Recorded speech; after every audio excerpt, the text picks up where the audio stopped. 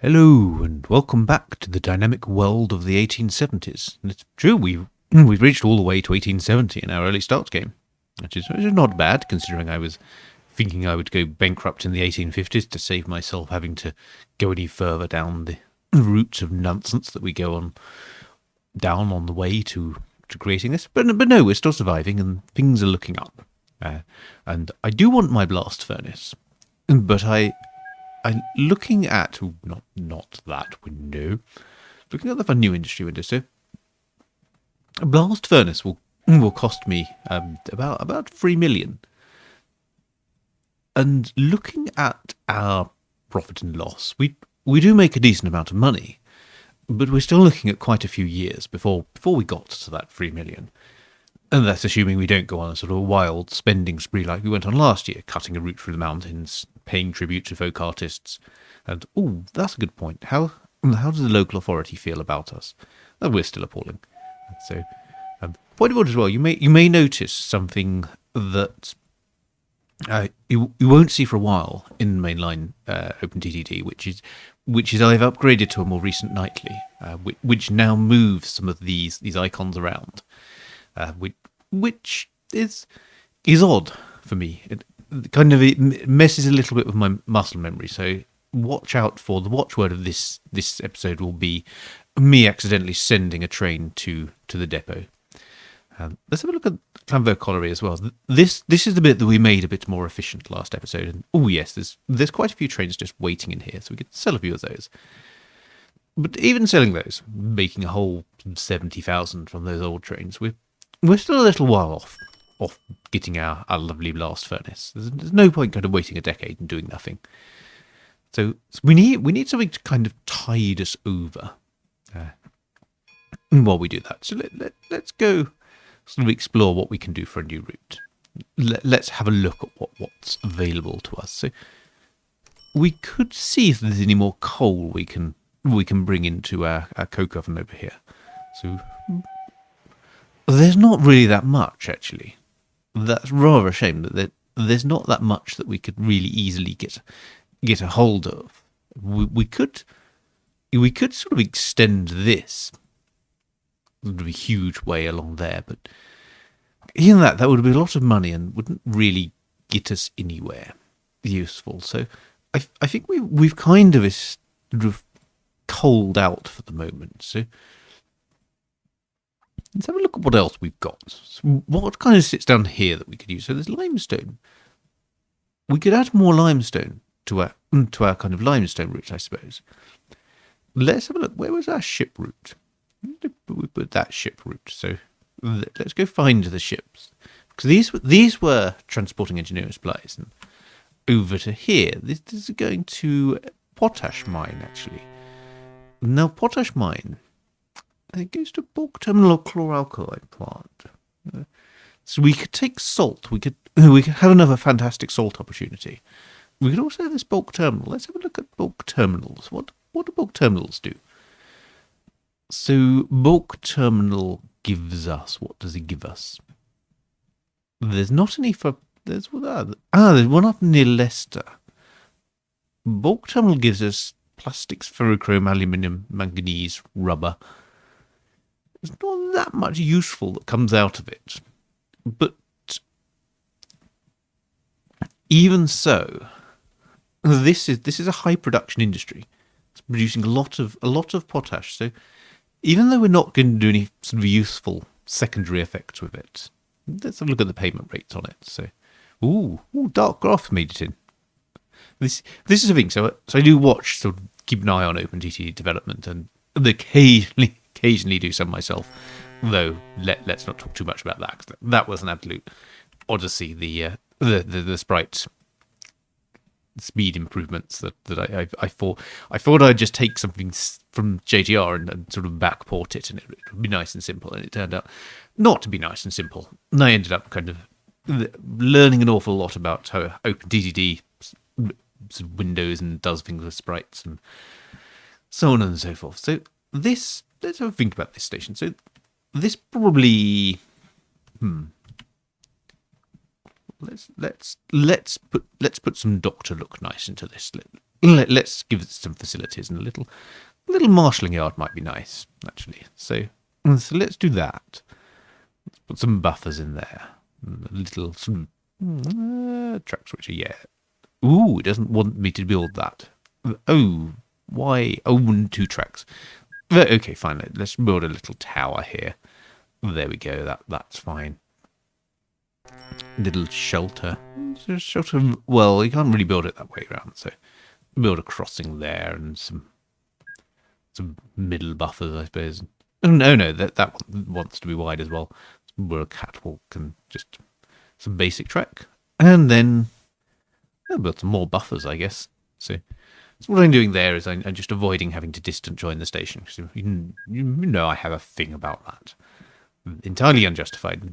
Like, it's a very, very useful gameplay tactic, and I'm just cutting myself off from it. But now, build a nice roll-on, roll-off station. So just 2 wide, and then that can go down there. Let's think about this. We probably want to build a depot on this as well. So that's not good. So the reason I say this is not good is this has a sort of implicit 90-degree turn, which I think I've got disabled anyway.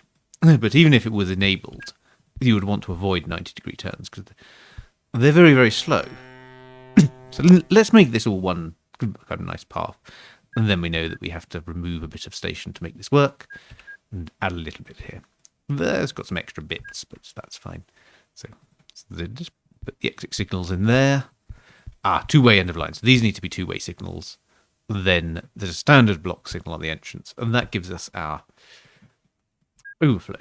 So we don't gum up the line with trains. And then we've got another mountain to circumvent. So yes, and I think circumvent is the right word here, because if we look at the relief map, we could kind of So there's a couple of options. There's an option where we could go the long way round here and pop out here. Someone's built something here. The AI has built ships. How is that AI doing? Was I foolish to uninvest in it? No, it's still worth about the same. So selling our shares was not a bad idea. So anyway, back to this. We could make a pass through this. Pass over this. And I think we probably have some trains that could cope with that. Actually. So let's think about this. We could make a mountain pass, which comes through there. Or we could go the long way around. I think a pass. I think the direct route will work. So I don't think we have to go up too many slopes for this. I think it's possible to do this without an immense kind of hill climb. So let's do that. Let's build that and then pop that down there. Will this work? Will we get away with this? Yes, we will. So that will allow us. Change will come up to the station there. They will go. Yeah, this should be fine. Let's leave that as one path. So the idea here is that the trains have already gone up the hill a little way before they stop. That may not. Will it work? Will it not? Who knows? Let's put that there. So trains are already most of the way up the hill if they have to stop. That kind of stops them stopping on the hill. So let's have another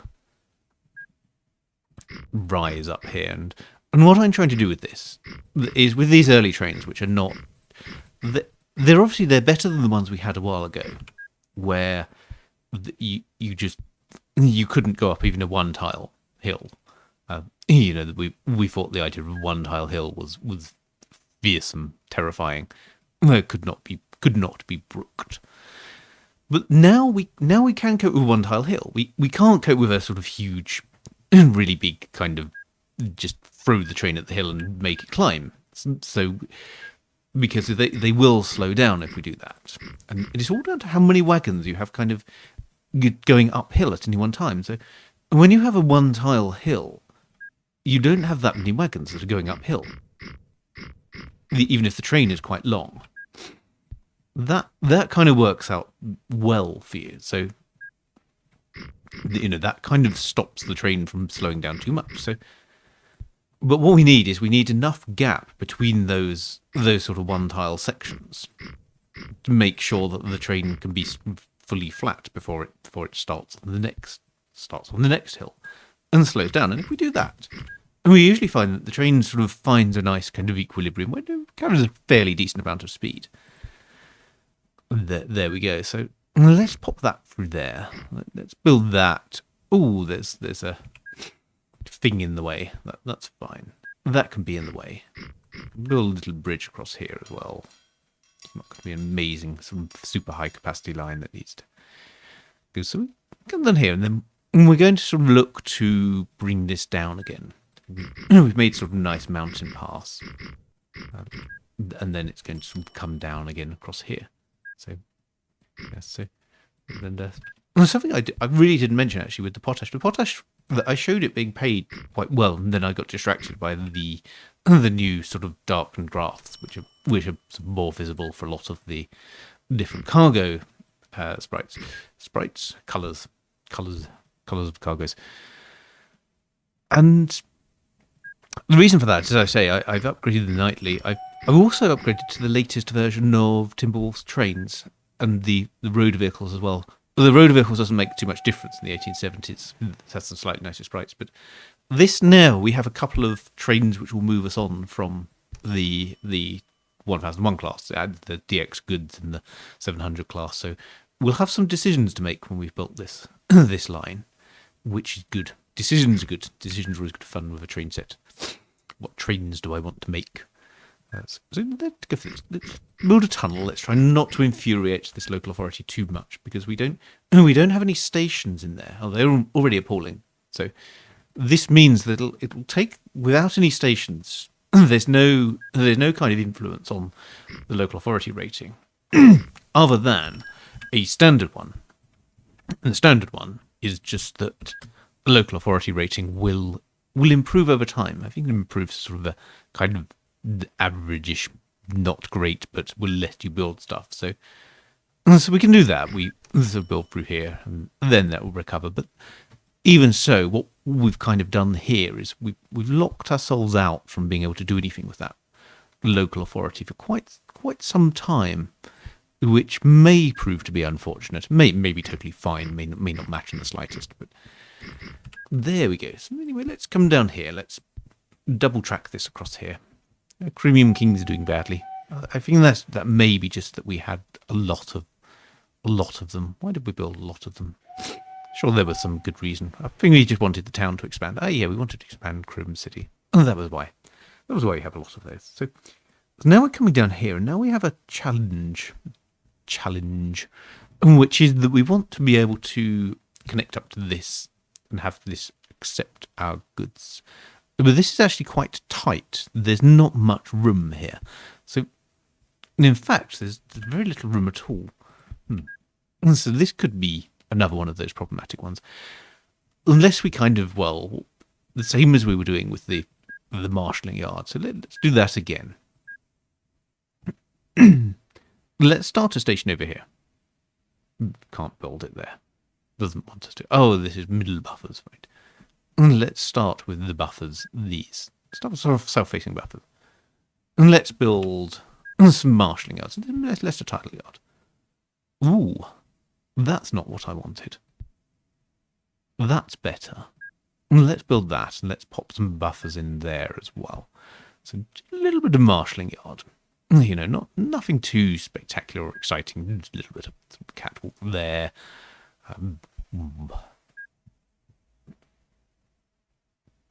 Put a track switcher. So let's see. Put the track switcher back. So so that has that switch there. Let's pop some buffers in there. Actually, no, we don't want buffers in there. We want buffers in there. What am I planning? I'm planning to have this. So we now are back here, and this gives us just enough room. I think. No, it doesn't even give us enough room there. This is very tight, isn't it? There we go. That's good. And I mean tight in the bad sense of there's not much room to do anything, rather than tight in any sort of good sense. Right, okay, so that's not too bad. I can live with that. That needs its exit signal there. What else do I need? Well, this is interesting. This shed actually does have some rails that go into its own. In fact, this could be just basic track which goes into there. And then we have some buffers. Let's buffer this up. So that's good. So that's a marshalling yard. And then we need the station. So let's have a look at the stations. What have we got? Let's build this low goods station. This 2x5. Quite a nice, simple roll-on, roll-off station again. So that's come in. Doesn't need an overflow because it's a drop-off station. And so that can come down there. So there we go. That's not too bad. That's not too much of a detour. And in fact, I built the station the wrong way around because these are the exit. This is the exit. This is where it's going to come in. So in fact, what I can do is I can... Let's remove that. Let's build it properly. Then this can avoid its sort of extra loop that it needs to go through from here. So you can take that out. Put that, and that gives us enough space to signal the exit to it. There we go. And let's build this back up to 6, I think. We might want a tighter distance once we've got more trains on it. Let's see. So that looks fairly good to me.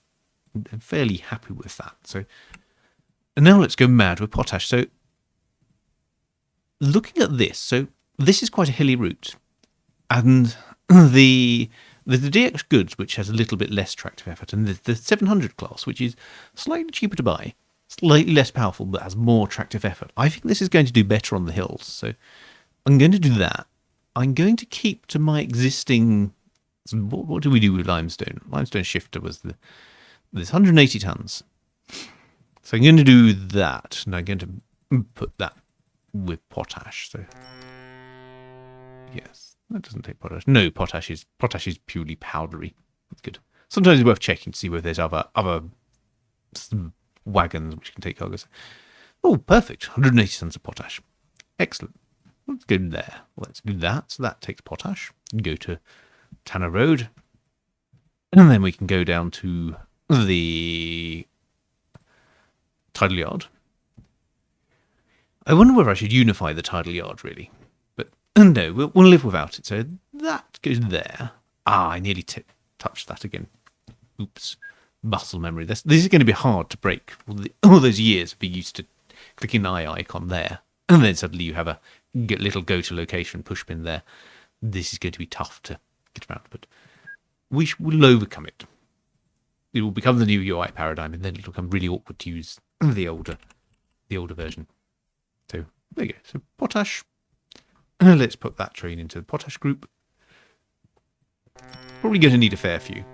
Won't go quite as mad as we did last time. Let's build 5 and see how they do. No, I'm already running down my money over there. This is starting to look good, actually. We're not as far away from the blast furnace we were worried we might be. It's still going to take a little while. So these are the potash trains lining up. I'm kind of halfway there. The one thing which might throw me is as I gain more cash, I may end up start paying a dividend, which would be painful.